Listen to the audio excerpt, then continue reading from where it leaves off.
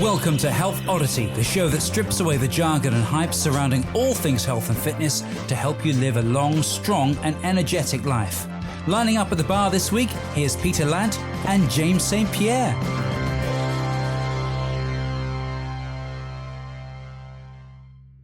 Hello and welcome to the Health Oddity podcast, episode 299. We are joined today, 299.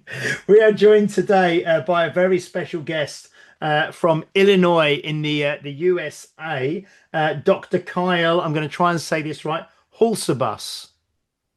Near enough. Hulsebus, who is a health and human potential expert, a third generation chiropractor, an author, a speaker.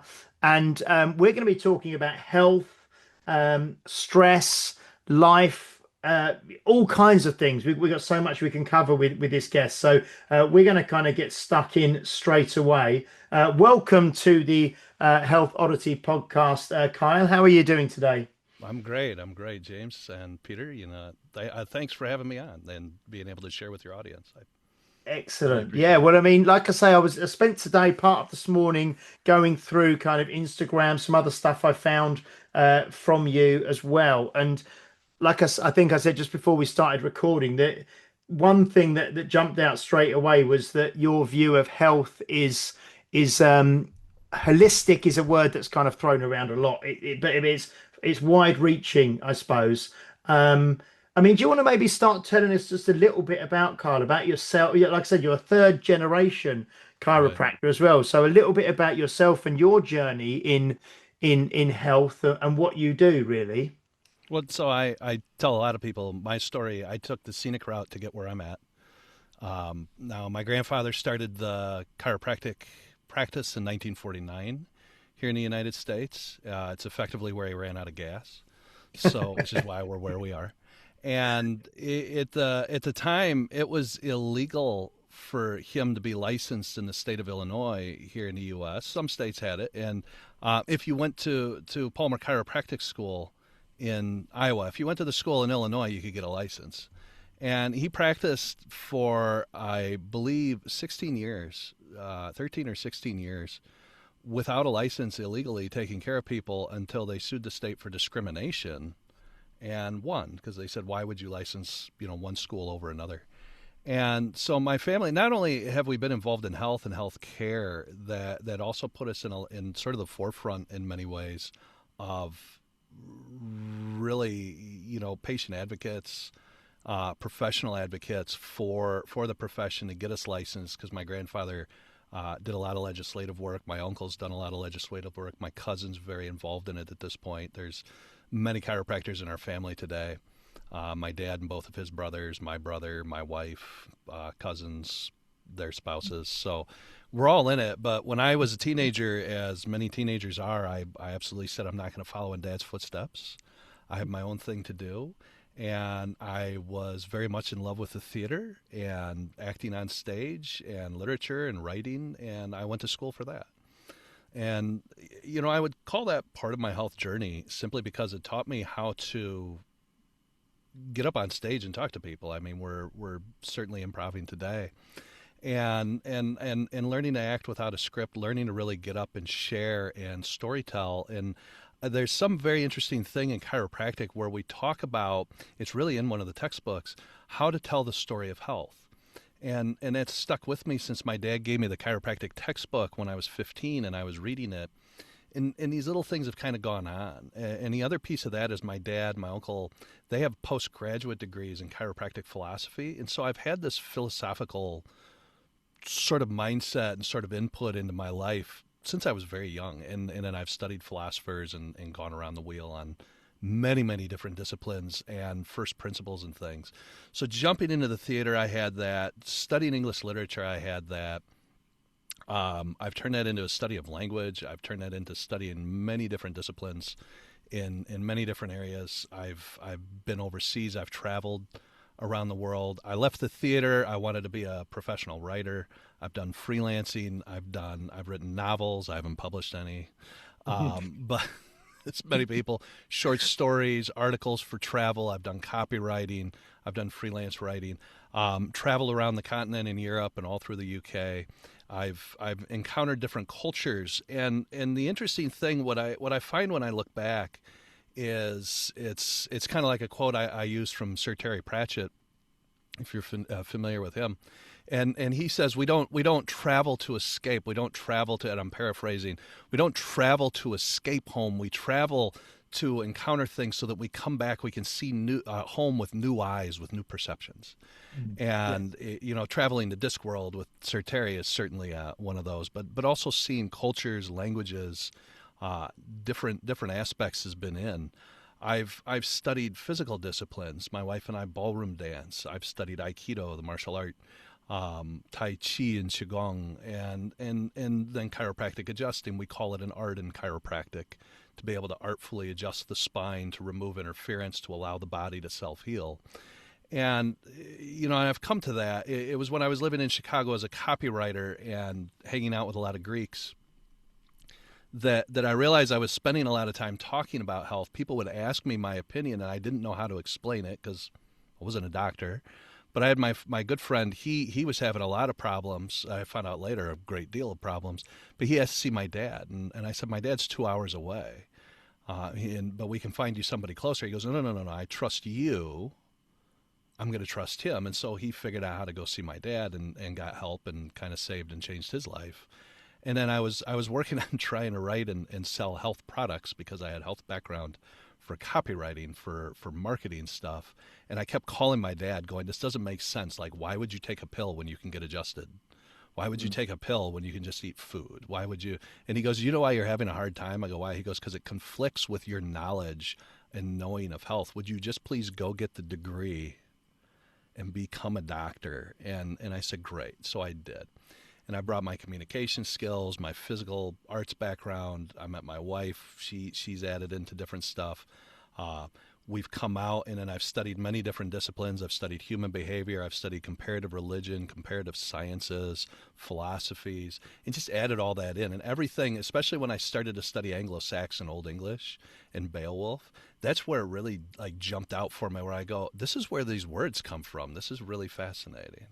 And my whole view of health now is, it's not a new view. I would say it's a relatively old view, because health is an unchanged Anglo-Saxon word that's come through. The Normans didn't crush it out when William the Conqueror came through. The Danes couldn't get rid of it. The French, the Latin introduction, we still say health, we still say wealth. And health means a state of wholeness. Way So more than holistic.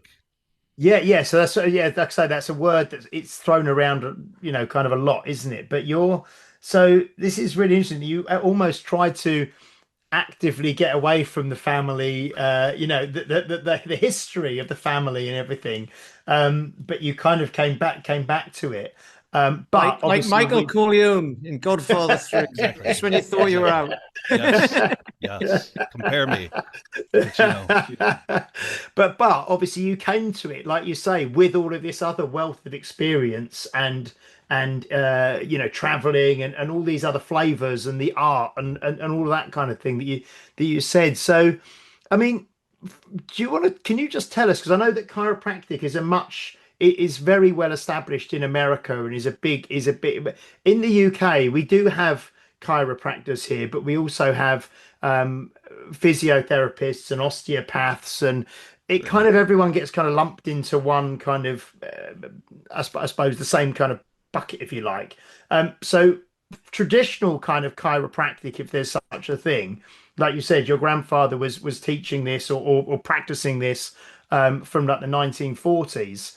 I mean, can you just for a couple of minutes just tell us what the actual history is of traditional chiropractic and the kind of philosophy behind that? Is that possible?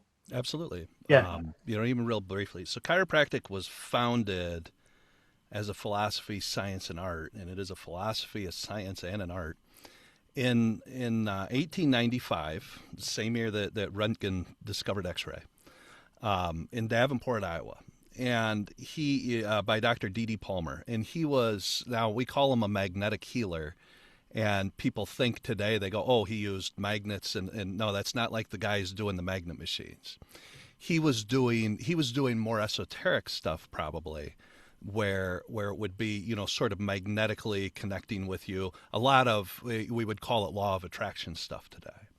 That was the type of healer. So he was studying, and there was a lot of people in the 1880s, 1890s.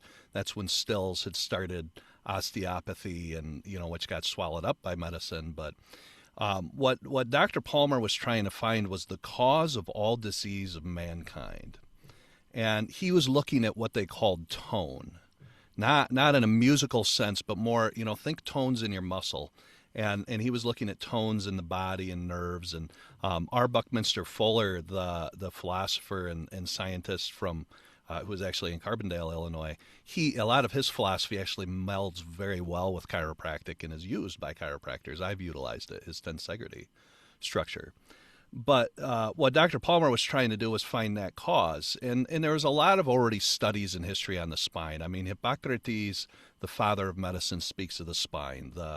Even Thomas Edison at the time was talking about how we're going to help people without drugs and surgery. We're going to be able to find the root causes of these things. This was not an uncommon thing he was trying. Well, he had a janitor in his building by the name of Harvey Lillard, and after a discussion with Harvey had said 17 years previously he had fallen off a ladder and he'd landed and he'd hurt his neck. And when he had it, there was a loud pop in his neck and he'd lost his hearing in one ear completely.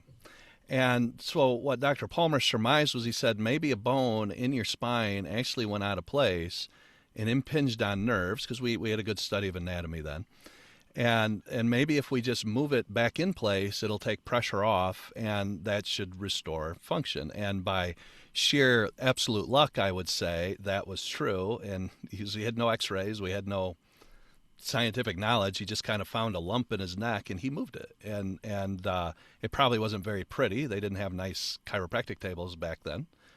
But he moved this, and Harvey's hearing came back in his ear. He said, I can hear the horse carts going by on the street outside, and I haven't heard those. And his hearing restored. Now, and I would say that was a magnificent miracle that the organs of his ear weren't dead after 17 years and could get hearing back. But that's really how he founded it. And he was, and then they started to explore, and then his son joined him later on with other stuff, and Dr. B.J. Palmer, we call the developer. They started to study this whole thing in the spine, and they found that there can be misalignments in the spine. They can have impingement on nerves. It's not really always physical. Without delving into a lot of different electromagnetic and scientific and anatomical stuff, the very simple way is that we find that the bones misalign, they put pressure on nerves, and the brain then is not able to communicate at 100% to the organs, and the organs are not able to communicate back information from outside 100% to the brain. And so stuff starts to get missed when you adapt, and then over time, like anything else we don't maintain properly, it breaks down. You get symptoms to give you signs that something's not working right. So what a chiropractor's main objective is, and we've very much developed the science in the last 100 years, 130 years, what our main objective is to assess your spinal column, look for misalignments, adjust them, not brain them out and put them in, but actually give a specific focused adjustment to the areas to remove any type of pressure or impingement on that communication system, to restore communication and connection, to allow the body to work at 100%, adapt and heal and restore. We don't really, I don't heal back pain and neck pain. I adjust segments in your spine to allow the brain to recognize what's wrong and how to deal with it. And the reason you see us a lot is because you're just not going to heal all your cells that fast. The same as like doing an exercise program. You have to do input regularly to get it to change. We see people intensely to get them to change. We do maintenance work on them. But it's not a therapy. To be fair, we're not trying to make you feel better. We're trying to make you restore connection and communication so that you adapt consistently to change. Because you'll always have the same amount of stress in your life no matter what. Stress is it's the law of thermodynamics for stress. There's a net amount of stress you always have. It just shifts in form all the time. That was something else that was, that makes perfect sense. And one of the things I read earlier in something from you was about there's a lot of, and this is something I wanted to, we've talked about it a lot on the podcast before. There's a lot of talk nowadays about stress, anxiety, and there were these words like almost like the word holistic, words get thrown around and they almost kind of lose the meaning because they get used so frequently. And you now have people off work with stress or with anxiety, and people are on medications for all of these things as well. Far more people probably now than ever before. And one of the things that you'd written down was why managing stress may be the wrong goal, because everyone's trying, like you say, trying to manage stress. And then the thing that it said was building resilience in the nervous system so the body adapts and performs under pressure. So this kind of maybe reframing stress, and you just started to talk about stress there. So I think that would be really interesting for it's really interesting for me, really interesting for everyone. But it's just possibly a discussion around stress and what it actually is, and maybe reframing that. Is that possible? Well, let's look at it this way. So we'll go back to health. Mm. Health is an old English word, right? And it means a state of or condition of wholeness or whole being, right? And the way I describe health, and the new definition of health, the World Health Organization's definition, which is a great definition, is basically, a state of physical, mental, emotional well-being, and maybe even spiritual is in there. And that's lovely. And the original definition that actually was in Merriam-Webster, you can find it still if you hunt on the internet, was a state of wholeness in which all the organs of the body function together at 100% of the time. And it's got, it doesn't have any mention of sickness or disease. It's not health is when I don't feel symptoms. Health is when I don't, but that's the way people think about it. They go, I must be healthy, I don't feel sick. But really that's got nothing to do with it. As I tell a lot of new parents, I go, your child got a fever and had a little digestive stuff when they began teething, because that's what the body needs to do, is raise the temperature. It's going to have a break in the immune system. It's already preparing. Or if it eats a bad food and it throws up, or if it's got a little colic and it throws up, that's a healthy response to whatever's going on. But we don't look at that. We go, oh, symptoms bad, no symptoms good. And then you find out, the guy that runs a marathon and he does great, and he's like, oh, he's so healthy, and then he drops dead because his heart stops. And you go, wait a second, but he was so healthy. So I say what health really is it's a state where you have cycles. All the body works in cycles. I say women usually know this better than men. But everybody goes through different cycles and ups and downs. And health is a state where you go through cycles of ease to dis-ease and back to ease. And we go through these things. And I forget I think it was a comedian that had the quote, something along the lines of, if you ever wake up in the morning and you don't have any problems, you better get on your knees and pray for one. Otherwise it means you just died. And so we're always going to go through these different things. Now, so health is very much a neutral term than of it's a state of wholeness. It's a state of we're just adapting to everything. You're going to have times where you feel overwhelmed. You're going to feel times where you don't. Might even be under the same thing. So stress is interesting, because now we talk about, so first you hear about how bad stress is. It's going to stress you. You don't want to be stressed out. You have a stress fracture if it gets too much, right? So then when you start to really study into it, you go, well, really, there's two types of stress. You have eustress, EU stress, and you have distress, right? Well, she's in distress. But instead, we're going to have eustress. And you go, eustress, what is eustress? Well, that's good stress. So we talk about we can get weighed down by gravity, and you start to give over time. We all shrink a little bit. Chiropractors are trying to help you keep adapting so you don't shrink. And so we go, well, so that can put you into distress. But at the same time, if I send you to the space station and you have no gravity for a year, as some of these cosmonauts and astronauts find out, you can go into distress. Lack of gravity can be a bad thing, because gravity actually keeps your bones healthy. You can start to get osteoporosis with it. Look at all the different problems that astronauts get in the rehab they go through when they return to Earth. Even these guys on Artemis, they were only gone for what, 10, 12 days. Their body, was exposed to radiation. It was lack of gravitation. It didn't have an electromagnetic shield protecting it as well as the Earth's going to provide. And so they have a lack of stress is stressful. So we changed your stress. We just transformed it. It's still stress. They didn't lose it by leaving Earth. So we look at that, and I really look at it and I go, well, that's interesting, because what the human brain and society seems to want to do is we go, okay, well, doc, what's the good stress and what's the bad stress? What do I want to find and what do I want to avoid? And I go, none of it, because it can go either way depending on how you're looking at it. It's that whole, which side of the coin are we looking at today? And because what can be you stress can be your distress. What was the old thing? One man's junk is another man's treasure. It's the same idea. So stress really doesn't have a good and a bad. Stress is just stress. It's just stress. And sorry, I was just going to say there's a book called The Comfort Crisis, which I read. A guy called Michael Easter wrote it, but that's about how we've got ourselves very comfortable. So what? Right.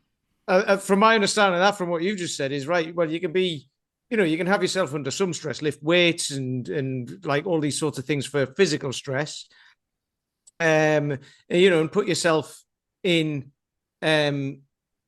difficult situations, not ones that are going to destroy you, but difficult situations to raise your resilience.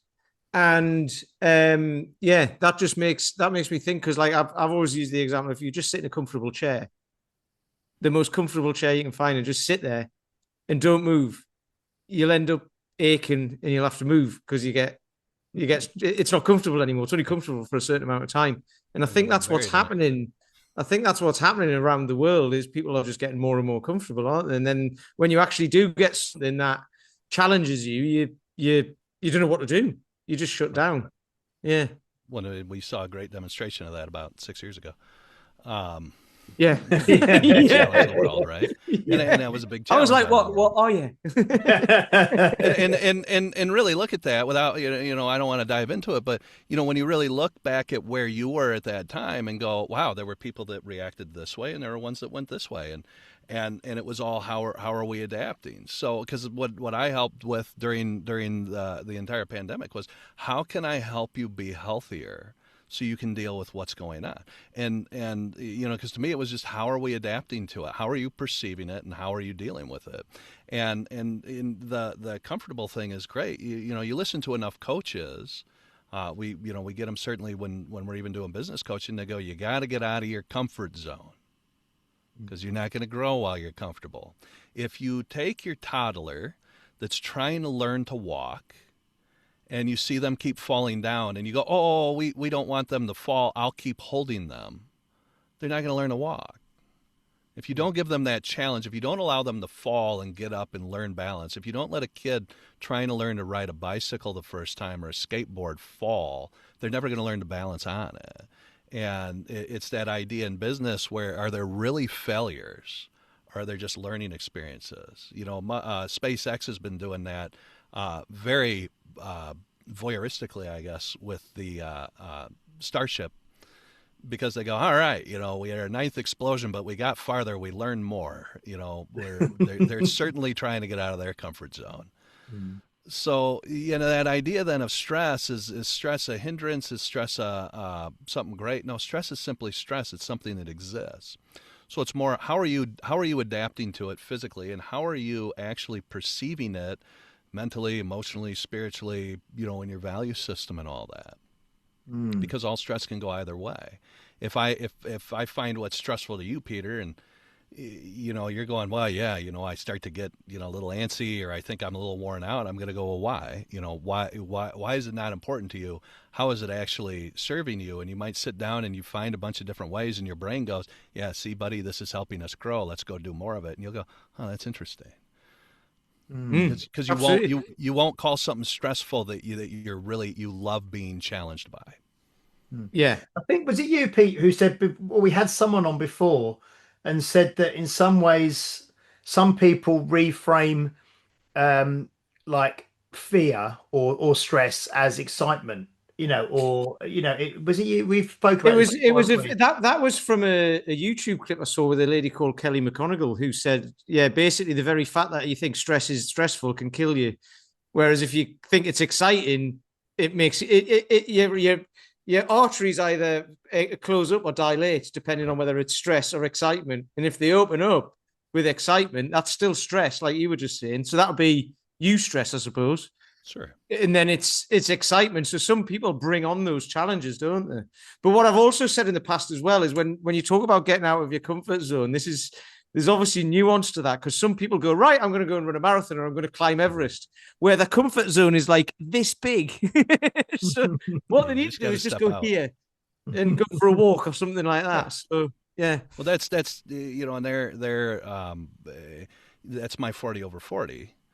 So the 40 tips that I have in there is when we were putting them together, they go, no, you gotta, you should be doing half hour. And I go, no, I'm going to do 4 minutes. I'm on these things, and I want to make them very, very simple to do, because it's hard to get out of that comfort for people. It's a routine. It's a protection. And some people go, I want to do it, but I don't. You go to the gym and everybody's going, all right, good, we're going to be in the Ironman in 3 months, and you go, well, hold on, I'm going back home to my bed. But some people say, I want to take control of myself physically, and I'm going to go, great. I want to teach you to breathe.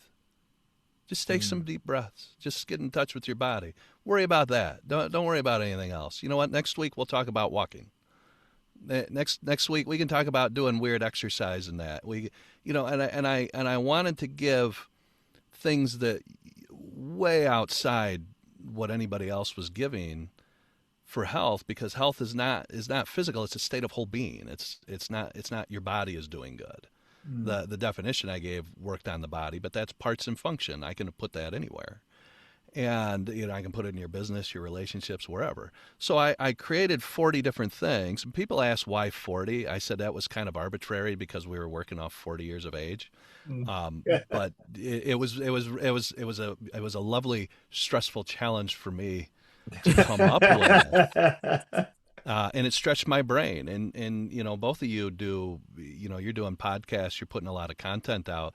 I mean, I did 40 unscripted videos in 40 days, between 4 and 6 minutes, and that was a lovely stressful challenge for me to grow and change and get to where I am.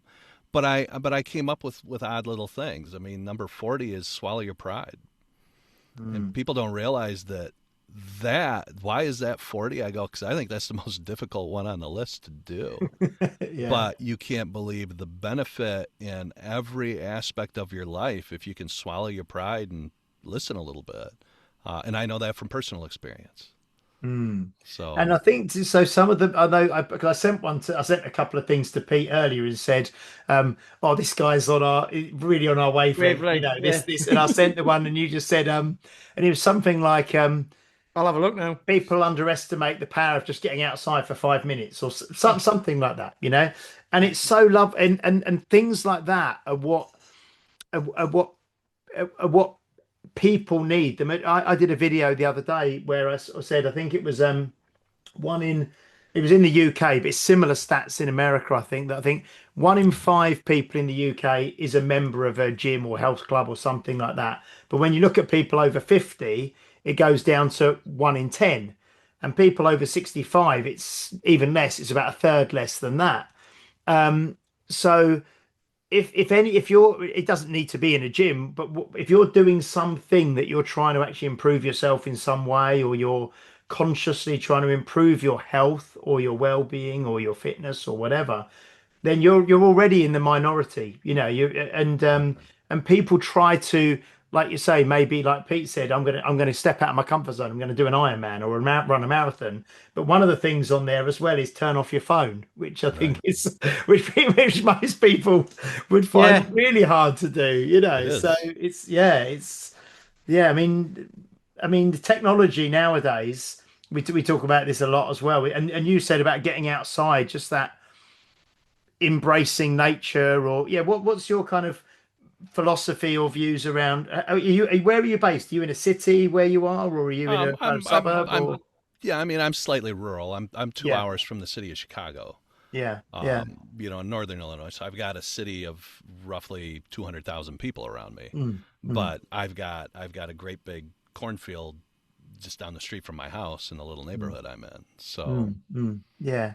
So I've got a quick question about this, because this is obviously what you've just described and what we've just talked about is a tiny part of a huge thing, right? So it's infinitely difficult to understand, especially for people who don't even bother trying to understand it. And they're just like, I just don't want to feel like this. I want to feel something else. They don't even know what that is. We spoke about this on the last podcast. They don't even know what it is. They just don't want that. But do people need to understand it, or do they just need the tools, the 40 at 40 or whatever, to just get on with it? Because in my experience, and this is just me, I try to understand things, and then I just go, do you know what? I'm just going to do it. And then you start to understand it anyway, because trying to explain it takes away what it actually is as well. Because putting something into words then kind of it dulls it, because everyone's experience of whatever they do is different.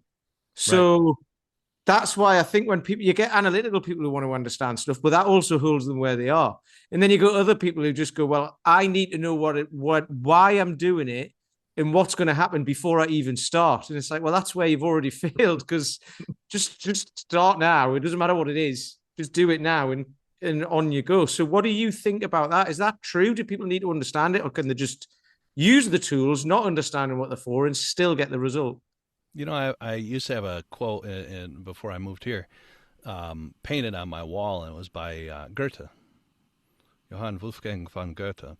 And I can't remember the entire quote off the top of my head, but effectively at the very end, he goes, whatever you can do, do it and begin it now.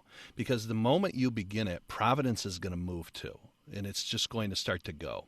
Your brain has different parts, and the forebrain, which has our executive function, that which executes actions, is called the telos of the brain, the end of the brain. We call that, and there's telos you see in all sorts of stuff as the end. The telomere is the end of the chromosome. The telencephalon is the end of the brain. Those types of things. And telos is the study of teleology is the study of meaning and purpose. Your brain is designed to find an end. So you don't need to understand. It's this whole idea. Without being cliche, I'm going to talk about the journey. How's that? That's good. Excellent. We haven't done that for a while. Because I don't know if either of you gentlemen read Brandon Sanderson's books, but I'm certainly a great fan of him. And he's going to be in Oxford, I think, soon. And he's an epic fantasy author. He writes. There's a lot of philosophy in the books that he writes. And one of his very, very popular series has these knights in it, and they have their sayings. But one of their sayings that's in there is "journey before destination," and I think encompasses a lot of this idea. And even with and I was attracted to his stuff because it was talking about what I already spoke on. And it's that idea, though, that we really do know the destination. We know that this life that we individually are living is going to have a destination at some point, whether longevity treatments help extend it or whatever, and I leave it to the spiritual masters to really tell us what's going to be beyond that end to this existence. But so really the main thing is going to be the journey. Have the journey before the destination. I even make that comment when I see people drive. I see some people get into accidents because they're so focused on where they need to be, they're not looking at where they are. And that applies in our life. So, rather than and I agree with you, Peter, because rather than sit down and go, okay, I need to know why I'm going to go here. I need to know how it's going to do this. I know how it's going to affect this. I want to know the mechanics behind it. Now, knowing the mechanics for specific individuals, I might go, oh, that's very cool. I can't wait to do it. Great. But not everybody. Everybody else, it might be, if Peter, you say, you come in and you tell me, you go, listen, I want to have this level of fitness. I would like to have this type of learning. This is sort of the life that I want to lead. I'm not 100% clear. I'm going to go, great. Go map that out. Make sure it's realistic. And then it's that old idea. The law of attraction doesn't mean you're going to suddenly wake up tomorrow and it's there. It's more that if you give your brain, which is designed to achieve your objectives, if they're realistic and they're meaningful, they have to be meaningful to you. If it's that's why New Year's resolutions fail. They're not really meaningful. It's like, oh, I'm going to make the list when I'm wasted with my other friends, and we'll see how we do on the first. But Bob Proctor said, if you're not intending to do it today, January 1st doesn't really mean anything. And technically your new year begins on your birthday anyway. So, but that's idea that if I set down that objective and I don't really know how to get there, but I know that it's where I really truly would love to be. And then it has meaning to me. If I wasn't physically fit before, but something happened that said, I don't want that to happen again in my life. I want to change where I'm at and get to this point. Your brain will start to notice things. It will start to find ways to get you there. My 40 tips, and they go all over the place. I mean, to stargazing, to your phone, to the news, to pride, to just playing games, all over the place. Because I'm working to stimulate anybody that looks at it. You don't need all 40. You need the ones that are going to be relevant to you. And I wanted to make certain, the other beauty then that became when I had 40 instead of 15 was, it rhymes, but the main thing was if you're in and you're going, I really, really would love to, be this expert at something, but, I'm 50 years old. It's too late for me. I got a thing in there that says, go learn something that you love and do it every day. Who cares if you're 50? Who cares if you're 70? I mean, you said earlier, James, I had that list of individuals that, did all this stuff after they were 40. That's when their lives started. I mean, Dante Alighieri started his Divine Comedy at 43 and spent 10 years of his life writing it. And without the first 43 years, he wouldn't have gotten there.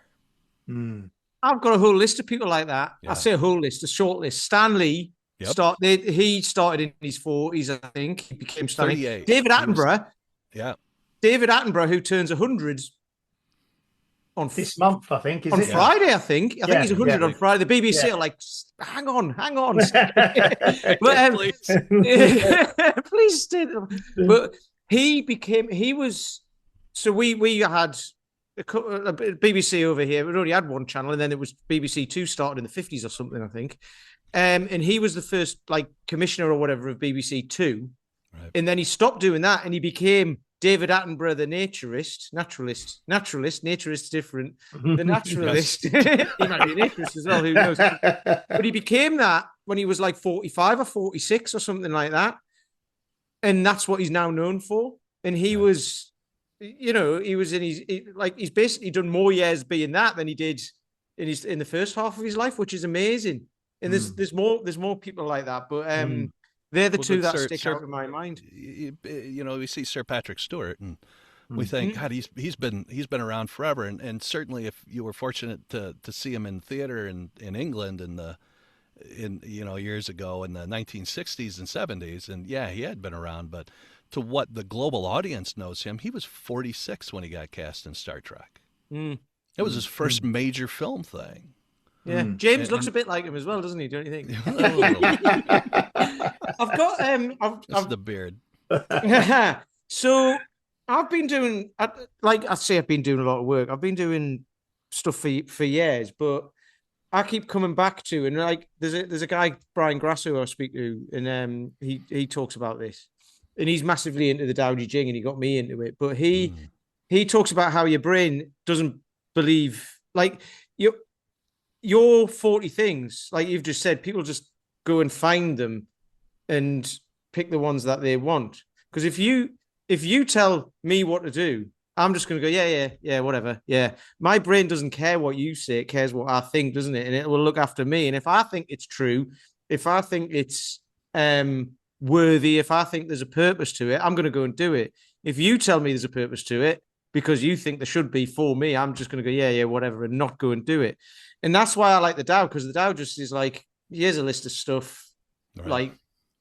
Off you go. And which is hilarious, because when he first told me about it, I was like, which copy do I buy? Because there's infinite copies. And he's like, it doesn't matter.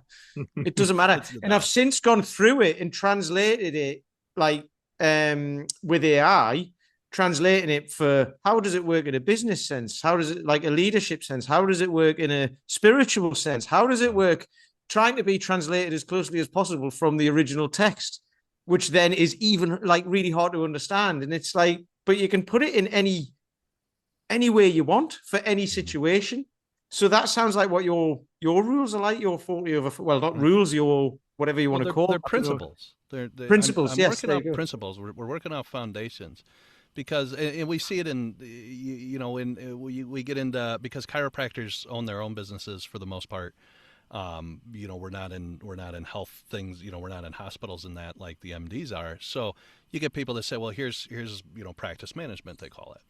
And a lot of them say, this is the way. You got to follow these 8 steps. You got to do them all the time. And if you don't do them, you're going to fail. And I'm going, then why does that work for me? Because, like you were saying that you got out of the other book or from one of the other guests that you had on, what works for me can't work for you, because you're not me. You're you. Have you ever studied any of the writings or philosophy of Bruce Lee? Yeah, I did a lot when I was younger. Yeah, and yeah. He talks about his Jeet Kune Do, right? And he talks in there about reaching the highest level of Jeet Kune Do, and he goes, but you can't do that. Only I can do that, because I'm Bruce Lee and this is my highest level. If you're going to reach your highest level, it's going to be your version of the Jeet Kune Do, because you can't be me. If you try to follow my path, you're going to hit a plateau. You're going to fall. You can do the physical disciplines and stuff, but which is probably why it's not this massively taught martial art like Taekwondo and all that, because suddenly it became no, this is your path. Here's your principles, go. And I wanted to do that when I speak to corporations, when I'm speaking on stages and to individuals. I go, I'm going to teach you principles. You want me to tell you what to do, but I can't tell you what to do. I can only show you the principles. We can sit down and figure out how these will apply in your life and wise ways to use them. If I'm a master of the Tao Te Ching, I can sit down with you, Peter, and go, all right, here are ways I suggest you start looking. But I'm not going to sit down and go, Peter, do it this way, or it's going to fail. Yeah. It's a bit like one of your the 40 over 40 is to become a creator rather than a consumer. Right. And that's very much, you're actually encouraging everybody to become a creator of their own way and their own health, I suppose, and their own life, aren't you? Because like you say, everybody's different, everybody's circumstances are different. So some people's definition of health is not physical. It's having a beautiful, long-lasting relationship. It's some people's definition of health is having a lot of money. But some is creating a beautiful business. Some is helping. I've known people that they don't want to own a business. They would love to help you build your business and be with you in that business, and effectively an employee. And I go, well, there's nothing wrong with that. That's not unhealthy. That's you don't want the headache of running the business. And you I'm learning a thing about business at the minute of, you can try and build something and you can have it in your head, right? This is what I want it to be. But then when you get started, it's not going to be that. It's going to be something different, because there's customers involved and all of this. There's many moving parts, lots of other people involved. And I actually tell this so I've got a walking group that I do, and I'm trying to build it out globally. But that's the ultimate goal. But I talk to the people every time we're out, and I'm like, I can't decide what this is going to be. It's on you, but not you individually. You it's like a moving organism now. And I'm like, it's going to become what you want it to be, because I can't control it now. There's too many people involved. And I love that. It feels really nice. And that's it. The thing is, it's outside of my comfort zone and it's scary. So every time I go for a walk, it's a little bit stressful. It's just leading people around and showing them things, and going for a walk in the countryside. But it's stress. It's not stressful as it used to be, but it's stressful. I wake up in the morning, I'm like, right, this has got to be good. And it's interesting because I love it, but I get stressed by it, which is I get excited by it, I suppose. So yeah, it's really interesting. So that thing about like I say, like again, people need to understand it. They want to, or they want to set a goal and move towards it. And it's like, well, you can do that, but if you keep it rigid, it's going to feel harder than just saying right. And like you said, enjoy the path towards the goal rather than the process. Yeah. Well, and some people think and everybody's, like you said, there's analytical people, there's people that can improv, there's people that can't. There's some people would like the path laid out from A to Z all the way to the destination, and we don't have any surprises, but that's not going to be life. And we go off on these tangents. You look over and you go, "Ooh, that's really interesting. I'm going to go over here, or I'm going to go over there." The way I give an analogy of that, then, in sort of where we, like we talked earlier about, the anxieties and the stresses, and how do we know, like when do you go to the chiropractor if you always have these misalignments? And I go, well, it's not so much that you have them, because every human being with a spine has some misalignment. I can tell you that for certain. And it's more a matter of, are they getting so far gone over here that now we're having all these symptoms, stuff is interrupting your journey, or it's really giving you a feedback to say, we're going the wrong way. You started to wind way off the path. Let's start to wend our way a different direction. And you may go the other side. The path is not stray. And even in life, when you start to go, when I just had a discussion with somebody recently in my office that said, I hate getting up in the morning. But I'm worried. Do you think, maybe I'm too young to retire? And I go, you hate getting up in the morning and going to this job you've done for 30 years. Why do you think it's too soon? I go, yeah, there's probably some wise plans you want to put into place before you jump into that. You don't want to walk in tomorrow and go, I'm done. But you got to recognize that your body and your psyche and your spirit and soul are giving you feedback to say, buddy, we're going down the wrong path. We either got to figure out if we would love, what reasons would make us love to still be here, whether it be money or fulfillment or a different position, or we just got to say, cut the ties now, take our retirement, and go figure out what we want to do with the remaining years that we're here on the journey. And it's being able to listen. It's being able to sort of look at ourselves objectively rather than, oh my God, what are we going to do? That's anxiety. This is great because you it was when you said about cycles, things go in cycles, and it's like seasons, right. Years, decades, days go in cycles. You wake up and you go to sleep, and you get hungry. Everything is in, it's like mesocycles and macro cycles and all of these things. And I love that because so human life does, because it's, winter, summer, all of that. Business goes in cycles because you have to start out in the winter phase and then you harvest and all of that. But what you've just said there about retirement, and I was speaking to someone who was retired on one of the walks the other day, actually, and she put it perfectly, and she said, because most people, like you've just said, if someone hates getting up in the morning, most people get up in the morning, they're on autopilot until they at least get home from work or go to bed. And it's like that most of the time for a lot of people, I think. And she just said, she put it perfectly. I loved it. She just said, you have to have shape to your day.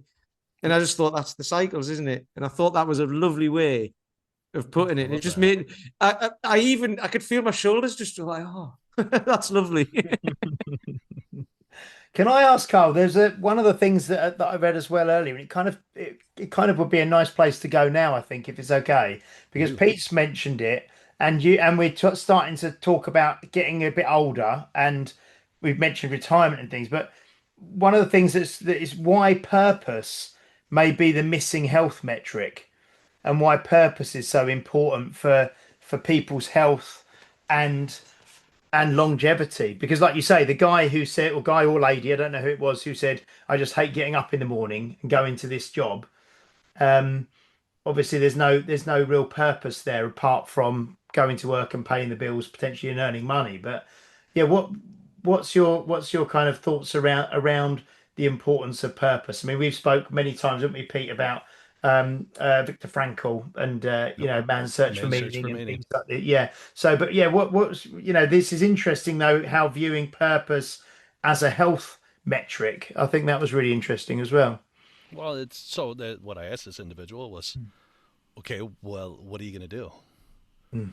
And the answer was, I don't know. And I go, well, you be wise to figure out what you want to know, because as we said earlier, the brain is a telos-seeking organ. It's trying to find purpose and meaning in everything. So and I can get a little. I have an odd sense of humor, so I will get a little morbidly humorous with some people, and I go, yeah, it's more if you give your brain no direction to go, then it will not continue to keep this physical being that you're in working coordination. It'll just start to let it go because it'll say, well, there's no real reason to maintain this anymore. Let's let it fall apart. I think it was at one time the average lifespan after retirement was about 18 months, because Mm. in the average lifespan at least in the U.S. in a nursing home is about 18 months. Once they put you in there, it's like, all right, we're just going to wait the next year and a half for you to finally fall apart, and Mm. we put Mm. you in the ground. I go, so if you're not going to have a purpose after retirement, if it's, boy, I just want to lay around and do nothing, I go, in cemeteries, they lay around all day. Just remember that. And nobody complains, but, they're not very healthy. I can tell you that much. Right, exactly. So, and it just makes it stick in your head. So I ask people, I go, what do you plan to do? And people that don't know, or they say, well, I just, maybe I'll take up golf, or maybe I'll just hang out with my buddies. And, my grandfather had, every Friday, all the retired guys would get together and have breakfast. And then my grandma and he started to dance, and they had a purpose in their grandchildren. They had a purpose in their social life, and lived well into their 80s before all the problems started to show up, and, whether that was physical limitations or what. But if you don't have that purpose, your body has no reason to keep you going. And I have seen some bizarre health things show up in people after they retire, where they're going, I've never had a problem like this. And I go, yeah, because your body's trying to say, well, we're not going to use it anymore. And so it's catching up because you're not just pushing your body hard every day, and finally it's got time to repair. But it's having that purpose, meaning and purpose. Viktor Frankl found it when he said in there, he goes, there had to be some meaning in this based on my spiritual path. There's meaning in everything because God is in everything. You see that in the Tao Te Ching. You see it in Buddhism. You see it in Zoroastrianism. Certainly Christianity, Judaism, Islam has it spoken of in there. That Allah, that God put all this meaning into everything. That there are no mistakes, type of thing. And when you can start to look at things and go, all right, how did this challenge serve me? How is this not a mistake, but more a way to bring me to more awareness, spiritually, mentally, physically, vocationally, whichever angle we're going to go down. When you can answer that and go, okay, I can be grateful that happened. And trust me, if Viktor Frankl can do this in Auschwitz, Yep. Yeah. nobody can tell me they don't have the strength. Because that I think was a test of an ability to find gratitude in things beyond many people that have lived in the last century or so. There was a lot of that. But I read the old philosophers, Giordano Bruno, that was burned for his beliefs by the Inquisition. He wouldn't back down. He goes, hey, you do whatever you want to me. There's meaning and purpose in my life, and even if you burn me, that's going to persist, which was true. So purpose. Losing purpose is, that's the great killer of humankind. When you don't see it, and there's people that don't even realize they're living their purpose. They just keep going. I would love to sit down and interview people that are over 100 and just say, what gets you up in the morning? Not what what are you eating? What do you? Because everybody's trying to find the secret, aren't they? Do you do the right exercise? Do you do the right food? Did you do this? And I did a talk on this. You'll get a kick out of this. I had a list of people that had lived the longest, and somebody interviewed each one, and they said, what do you think was the secret? And there was a lady on there, and I think she lived to be like 108 or 109. And she goes, well, I started smoking when I was 16. and I've smoked 2 packs a day ever since. I think that's why I've lived so long. Yeah. And I go, I can't argue with that. You understand? We've said this before on the podcast. I think it was probably me because it's come straight into my head. That I said, like, whenever they interview people who are over 100, it's never about like, oh, I did stretches in the morning. It's always like, oh, it's a glass of whiskey at like 4 o'clock in the afternoon or something like that every day. It's always, and they just let themselves be happy. That's what it seems to be. Well, they're fulfilled. Yeah, they're fulfilled. And I mean, I just had a member of our practice passed away recently, and I remember talking to his granddaughter and talking to his family, and even talking to him, and he goes, "It's not up to me when I go. I'm just here to live." He goes, so, he wasn't afraid to pass. He wasn't afraid to die. There's so many people going, oh God, what do I got to do to, he just goes, I'm here to live my life. And when Jesus is ready to take me, I'm going. And he lived through many things he probably shouldn't have, but in the end, he wasn't really stressed about it. and that could be part of it too, is they looked at it and said, well, this isn't stressful. This is just life. Yeah. And I'm here to live my life, and whether you're fulfilling a purpose that you've set beyond you, if you deliberately do that, or, I had the oldest patient we ever had in our office, in my lifetime anyway, and tenure there has been 104 when she passed away. And, and I had a conversation with her. I was curious. I said, how do you do financially when she was 101? I said, how do you do financially at 101? And she goes, well, when I was 33, I figured I might live to be 110.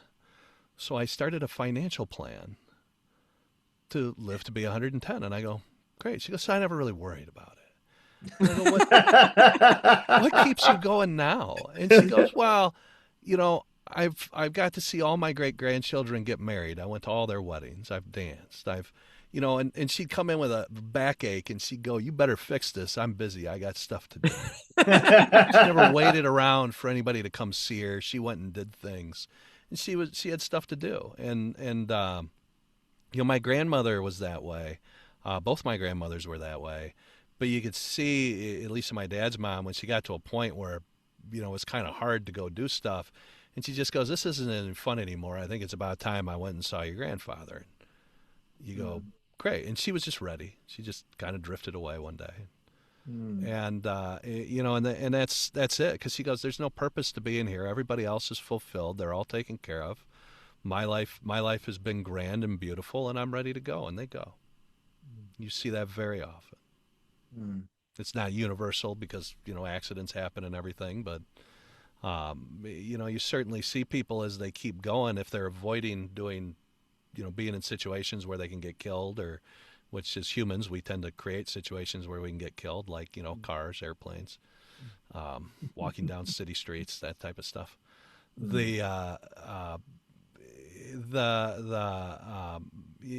the most part, these people that keep going and going, they have great fulfillment. And there's no modern day, everybody only lived to be 35 in the 1500s. I go, that's not true. That they had a high infant mortality rate, which skewed your numbers for the most part. But I mean, even Plato, back in ancient Greece, he was 80 when he died. So Crates probably would have lived longer if he hadn't, just been condemned and decided to go poison himself. Aristotle lived a long time.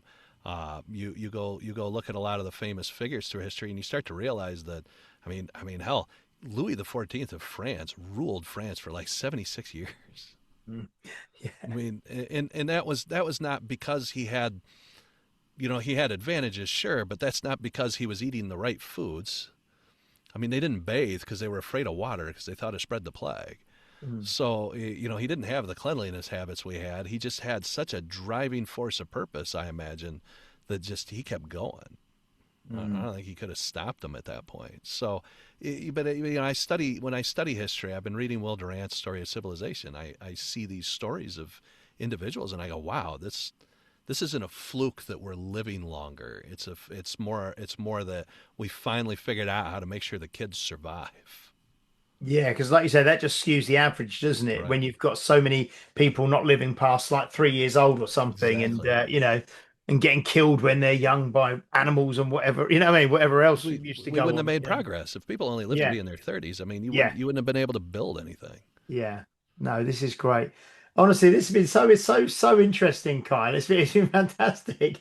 If people want to get hold of your 40 over 40, where's the best place for people to go? Because I've started following you on Instagram today, but I don't know where you're most active and where people, where you'd like us to send people, really. Well, you can actually buy, you can purchase the series. We don't have it 100% ready to go, but you can definitely get on the list, and any early birds get a discount anyway. It's 40over40.com. That's 40over40.com. You can get on there, and I'd also invite anybody. Certainly the Instagram you can do. But I love to use my YouTube station, and that's at Dr. Kyle Hulsebus is the YouTube. But we've got lots of different inspiring videos that we put on there. In fact, if you go to 40over40.com and toss your email in, we've got a couple of free fun little downloads on there. I've got 7 signs that you're really living off your purpose, so you can get on. And as a bonus, as soon as we send that to you, we're also going to give you 40 inspiring insights from individuals after 40. And that's actually, I don't think I have David Attenborough on there, but I should add him. Yeah. And, No, that's brilliant. That's been fantastic. And for you, I think, is it around midday for you at the moment, or 1 o'clock now? Yeah. So what's your plans for the rest of the day? Do you still practice, you still have your practice, your chiropractic and things that I actually left a little early to meet the two of you. Okay. And through my extra patience to my brother, and then I'm leaving here to go back and see people for the rest of the afternoon. So, Excellent. And then my wife and I go ballroom dancing on Tuesdays. So I saw some of that as well. I saw some of the dance. I can't remember what I was looking at your stuff, and I saw some of the dancing as well that you were doing, which is fantastic. And it's great because we've got a friend of the show, Dan John, coming back on in a couple of, I think maybe next week, and he's nearly 70 now, I think, but he's doing a lot of ballroom dancing, and his big thing for is being able to dance at all of his grandchildren's weddings. We were talking about purpose and things, and he's also studied Beowulf quite massively in depth. Yeah. I was going to say, because he had something published about Beowulf. He's written loads of books, but one of his first things was all about Beowulf. Yeah, he talks about that a lot. Yes, and you mentioned that right at the start of the show, didn't you? So